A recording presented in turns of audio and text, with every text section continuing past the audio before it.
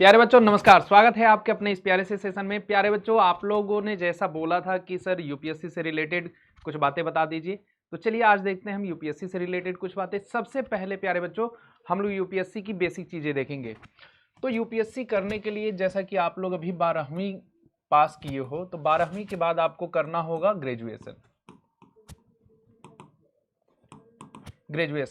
और ग्रेजुएशन आप science stream, arts stream किसी से भी कर सकते हैं, बीए या बीएससी या आपका जो भी सब्जेक्ट हो, जो भी आपका कोर स्ट्रीम हो। कुछ कॉमर्स वाले भी लोग होंगे जो बीकॉम या अन्य बीबीए कोर्सेज कर सकते हैं। तो प्यारे बच्चों, आपको सबसे पहले क्या आपको चाहिए, आपकी 12वीं के बाद आपको करना है ग्रेजुएशन के बाद आप देख सकते हैं कि आप बीए, बीएससी या बीकॉम जैसे तीनों में से किसी एक स्ट्रीम से ग्रेजुएशन होने चाहिए। यहाँ पे ग्रेजुएशन का जो पैटर्न है, जो आपसे यूपीएससी मांगती है, यूपीएससी जो भी आपसे मांगती है कि ग्रेजुएशन होना चाहिए विद कितना, मिनिमम थर्ड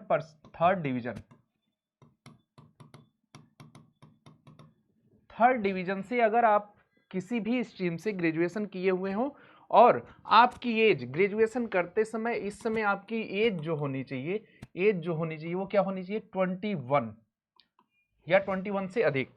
यानी 21 या 21 से अगर आपकी एज ज्यादा है तो आप इजिली फॉर्म फिलअप कर सकते हैं, यानी कि 21। ठीक है, 21 या 21 से अधिक एज होनी चाहिए और आप थर्ड डिवीजन से ऊपर, यानी कि मिनिमम जो रिक्वायरमेंट है वो है थर्ड डिवीजन की, और जो एज है आपकी वो है क्या, 21 प्लस। आप इसी लेकर के चल सकते हैं। इसके बाद आप फॉर्म भर सकते हैं यूपीएससी की।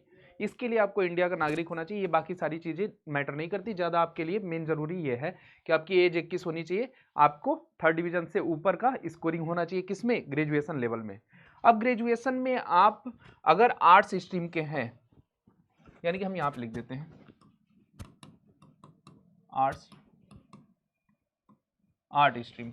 अगर हम बात करें प्यारे बच्चों आर्ट स्ट्रीम के लिए ग्रेजुएशन की बात, तो इसमें आप पढ़ते हैं बीए,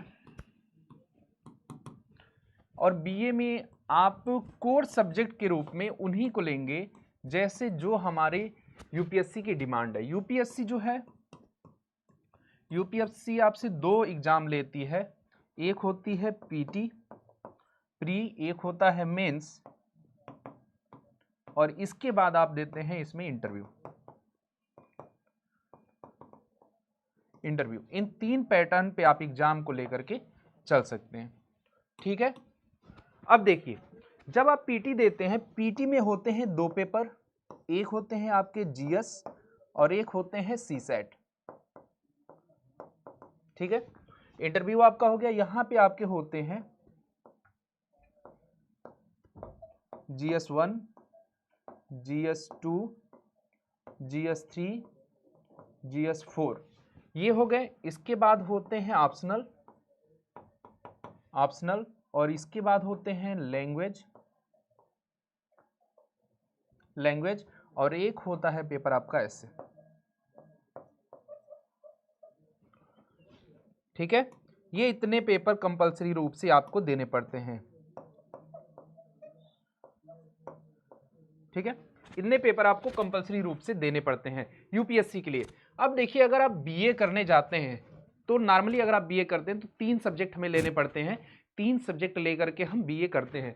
तो अगर आपने 12 में आर्ट्स लिया है, और आर्ट्स में आपका हिस्ट्री, ज्योग्राफी और पॉलिटिकल, ये 3 सब्जेक्ट, या हो सकता है कि एंथ्रोपोलॉजी किसी का हो, या हो सकता है साइकोलॉजी हो, या जो भी आपके कोर स्ट्रीम होते हैं उसके जो भी सब्जेक्ट हो, कोशिश ये कीजिए कि वही हमारे ग्रेजुएशन में आ जाए, ताकि हम उनको फिर से पढ़ें तो हमारी अच्छी तैयारी हो सके। जैसा कि प्यारे बच्चों हमने ले लिया एक सब्जेक्ट के रूप में ले लिया, जैसे जीएस, आप ये 4 देख रहे हैं, 4 जीएस के पेपर यहाँ पे देख रहे हैं। तो इन जीएस के पेपर में भी हमें इन सब्जेक्ट को कवर करना होता है। कभी भी आप मेंस लिखने जाएंगे तो जो भी सोशल के सब्जेक्ट हैं उनको हमें कवर करना पड़ता है। तो हमने मान लीजिए ले लिया हिस्ट्री,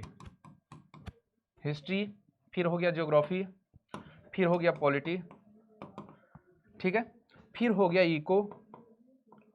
ठीक है, अगर ये सारे सब्जेक्ट हम लेते हैं, अगर हम ये सारे सब्जेक्ट लेते हुए आगे बढ़ते हैं तो इनसे हमारा जीएस कंप्लीट हो जाता है। बीए में हम इनमें से कोई 3 सब्जेक्ट एनी 3 लेकर के हम पढ़ेंगे सब्जेक्ट, ठीक है। और इन 3 सब्जेक्टों में से फाइनल ईयर में आप केवल 2 सब्जेक्ट लेकर के आप ग्रेजुएशन कंप्लीट करते हैं। अब अगर आपके सोचिए जीएस में से 3 सब्जेक्ट यहीं तैयार हो जाते हैं तो आपके पास लास्ट समय में लिखने के लिए और तैयार करने के लिए बहुत ही अच्छा टाइम मिलेगा, क्योंकि आप देख रहे हो कि आपने जीएस की 3 सब्जेक्ट तैयार कर लिए हैं।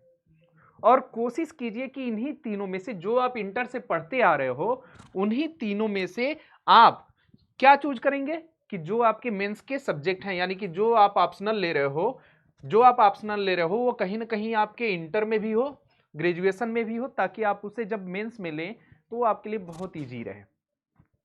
इससे आपकी तैयारी बहुत अच्छी हो जाती है। तो ये पैटर्न है आपके सब्जेक्ट चुनने का। अब आगे देखिए, अगर आपको चुनना हो सब्जेक्ट, ठीक है, देखिए बहुत सारे लोग कहते हैं सर ऑप्शनल किस रूप में ले, कैसे लें। तो आपको यूपीएससी की तैयारी करने के लिए बेसिक चीजें मैं बता रहा हूं। हर यूपीएससी सबसे पहली चीज आपके पास होनी चाहिए क्या, सिलेबस। ये सिलेबस होना बहुत जरूरी है, क्योंकि आपको पता नहीं होता है कि पढ़ना क्या है। जितनी चीजें मिलती हैं आप सब पढ़ते रहते हैं, ठीक है। दूसरी चीजें इसके साथ आपको चाहिए क्या, देखिए सिलेबस हो गया, फिर आपको सिलेबस के बाद चाहिए प्रीवियस ईयर पेपर PYQ, ताकि आप पेपर के पैटर्न को समझ सकें। और इसके बाद ये PYQ क्या होगा, प्री और मेंस ये जीएस का और प्लस यहां पे आपके ऑप्शनल का, ठीक है, ये होने चाहिए। इसके बाद आता है आपका, देखिए इतनी चीजें जब आप जान लेंगे तो आपके पास एक समझ आएगी कि हाँ पेपर कैसा आता है, क्या क्या पूछे जाते हैं, क्वेश्चन किस रूप में आते हैं।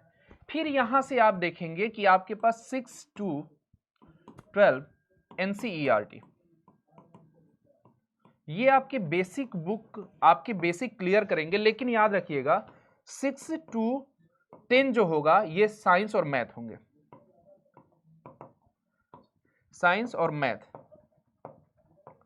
जो मैथ होंगे वो 6 to 10 लेवल के ही पूछे जाते हैं। ये मैथ अगर देखें तो इससे भी कम वो आपके 8 या 9 के लेवल में पूछे जाते हैं, ठीक है। लेकिन अगर आप बात करें सोशल की, सोशल आपका पूछा जाएगा 6 to 12। तो ये आपकी एनसीईआरटी की बेसिक बुक है, ठीक है। तो आप इसे लेकर के चलेंगे। आगे की क्लास में मैं आपको जो एक्स्ट्रा बुक्स हैं वो बता दूंगा। बेसिक आपके पास इतनी चीजें चाहिए ताकि आप अपनी तैयारी स्टार्ट कर सकें, ठीक है प्यारे बच्चों। मिलते हैं आपसे अगले सेशन में। नमस्कार, जय हिंद।